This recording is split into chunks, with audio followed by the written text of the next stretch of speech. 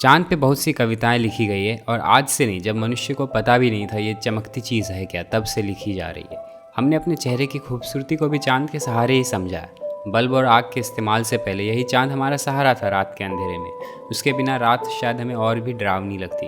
लेकिन जितना भी व्याख्या किया गया है चाँद का इंसानी इतिहास में, जितनी भी कविताएं लिखी गई हैं इस पर, सारी की सारी अधूरी है। मतलब कि चाँद पे जो कुछ भी लिखा गया वो बस आधे चाँद को देखते हुए लिखा गया, क्योंकि हमें पूरा चाँद तो दिखता ही नहीं है धरती से। अगर आप गूगल करोगे मून के पिक्चर्स या खुद भी देखोगे रात को, तो हमेशा आपको चाँद एक जैसा ही दिखेगा, क्योंकि एक ही साइड ही दिखता है।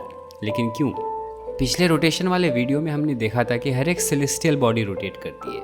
अगर आपने वो वीडियो नहीं देखा तो इसके बाद भी आप उस वीडियो को देख सकते हो।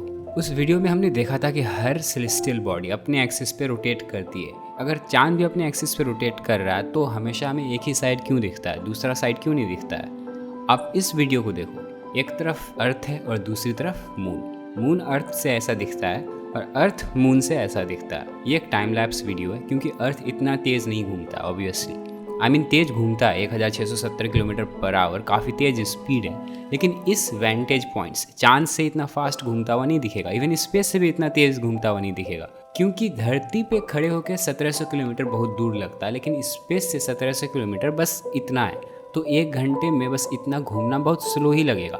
बट पॉइंट वो नहीं है। इस वीडियो में आप क्या नोटिस कर रहे हो? अर्थ तो घूम रहा है लेकिन चाँद नहीं घूम रहा है। क्यों?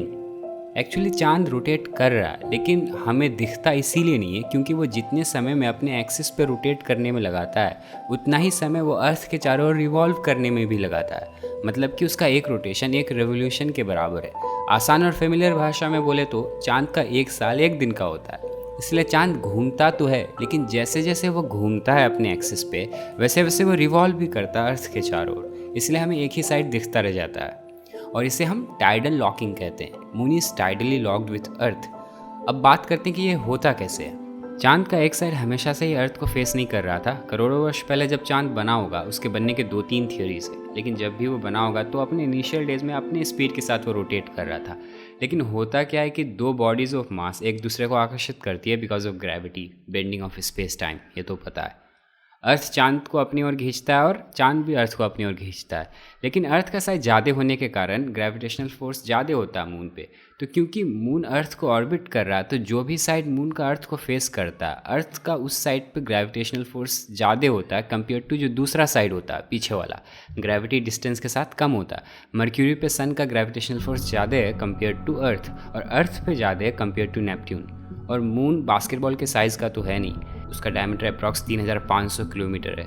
तो जो साइड अर्थ के नज़दीक रहता है, अर्थ का ग्रेविटी उस पर ज़्यादा इम्पैक्ट करता है, और जो दूर होता है, जो सबसे दूर होता है, वहाँ सबसे कम होता है। इस कारण मून इलोंगेट हो जाता है। और जो भी साइड अर्थ के नज़दीक होता है, अर्थ उसे अपने साइड खींचे रखता है, जोर लगाता है। खींचने से मतलब है ग्रेविटेशनल पुल।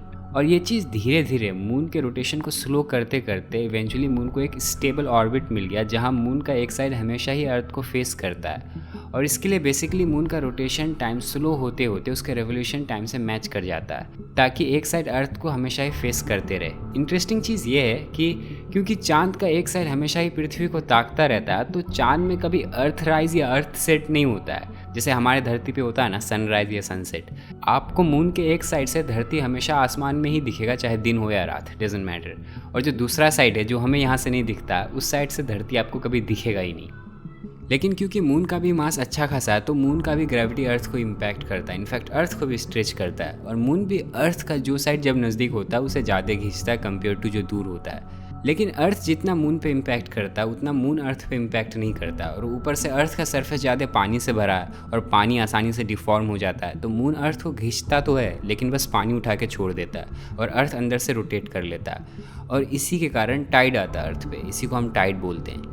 लेकिन ऐसा भी नहीं कि अर्थ पूरी तरीके से बचा हुआ है, इम्पैक्ट तो कर ही रहा है मून का ग्रेविटी, और अर्थ का भी स्पीड स्लो हो रहा है। इनिशियल डेज में यहाँ धरती पे एक दिन 6-7 घंटे का होता था, इतना फास्ट रोटेट करता था अर्थ।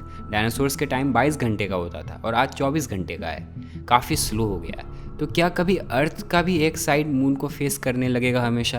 वेल, अभी ऐसा होने में, मतलब कि अर्थ को मून से टाइडली लॉक होने में इतना टाइम लग जाएगा, तब तक सन रेड जायंट में बदल जाएगा, और कुछ नहीं तो इनर प्लैनेट्स मर्क्यूरी, वेनस, अर्थ, मार्स का स्वाहा हो जाएगा।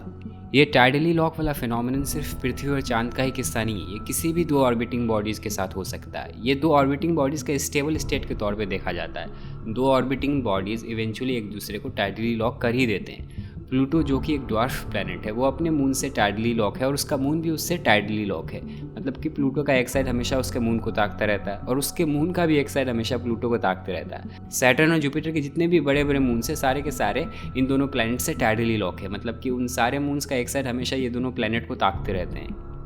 What about stars? क्या स्टार्स प्लैनेट को टाइडली लॉक नहीं कर सकते हैं? जैसा कि मैंने कहा कि ये किसी भी 2 ऑर्बिटिंग बॉडीज़ के साथ हो सकता है। तो क्या अर्थ कभी सन से टाइडली लॉक हो सकता है?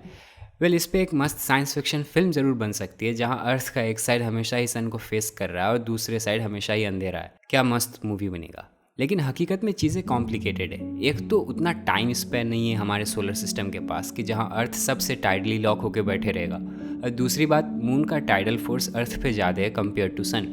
मून का असर ज़्यादा है और अगर होगा भी तो हाइपोथेटिकल सिनेरियो में मून से पहले होगा टाइडली लॉक। लेकिन अगर आप मर्क्यूरी को देखो तो उसे आप कंप्लीटली टाइडली लॉक तो नहीं कह सकते हो, लेकिन वो 3:2 रेजोनेंस से टाइडली लॉक्ड है सन से। मतलब कि हर 3 रेवोल्यूशन में वो 2 बार रोटेट करता है। मतलब कि एक रेवोल्यूशन में वो 1.5 बार रोटेट करता है। और भी सिंप्लीफाई करे तो मर्क्यूरी का 1 साल 1.5 दिन का होता है। अगर आपको प्रिडिक्शन करना सोलर सिस्टम या कॉस्मोस में कब क्या होगा, अगर आपको लाखों लाखों साल तक आगे देखना, तो सिर्फ कॉन्सेप्ट से कुछ नहीं होगा, आपको गणित सीखना होगा, वो भी हाई लेवल मैथमेटिक्स। क्योंकि सोलर सिस्टम बहुत ही कॉम्प्लेक्स और क्योटिक है in terms of prediction. In fact solar system ही नहीं, कोई भी चीज़ बहुत ही क्योटिक हो जाती है अगर आप उसका लंबे स्पैन का प्रिडिक्शन करो तो। चाहे वो वेदर फोरकास्ट हो या नल से बूंद टपकने का पैटर्न हो, प्रिडिक्ट करना आसान नहीं है। और सोलर सिस्टम में तो सिर्फ सन, मून और अर्थ तो है नहीं, यहाँ और भी सेलेस्टियल बॉडीज है जो एक दूसरे को इन्फ्लुएंस कर रही है अपनी ग्रेविटी से। इसके लिए आपको काफ़ी कैलकुलेट करना पड़ेगा। इसीलिए कहा जाता है कि ब्रह्मांड की भाषा गणित है, math is the language of the universe. उसी तरह से जिस तरह से अस्तित्व की भाषा ध्यान है, dhyan is the language of existence.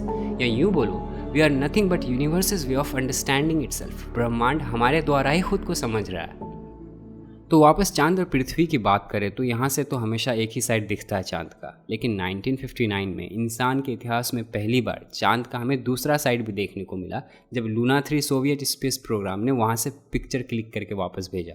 ये है दूसरा साइड चांद का, जिसे हम फार साइड ऑफ द मून भी कहते हैं। शायद आप में से बहुत कोई इसे पहली बार देख रहा होगा। एक तो मून बहुत ही हेविली क्रेटर्ड है और दोनों साइड काफ़ी अलग भी दिखता है। तो आगे आप अगर कभी चांद पे कविता लिखो तो इस साइड को देखते हुए लिखना, फार साइड ऑफ द मून, ताकि जितनी भी अधूरी कविताएं हैं उसे आप पूरा कर सको।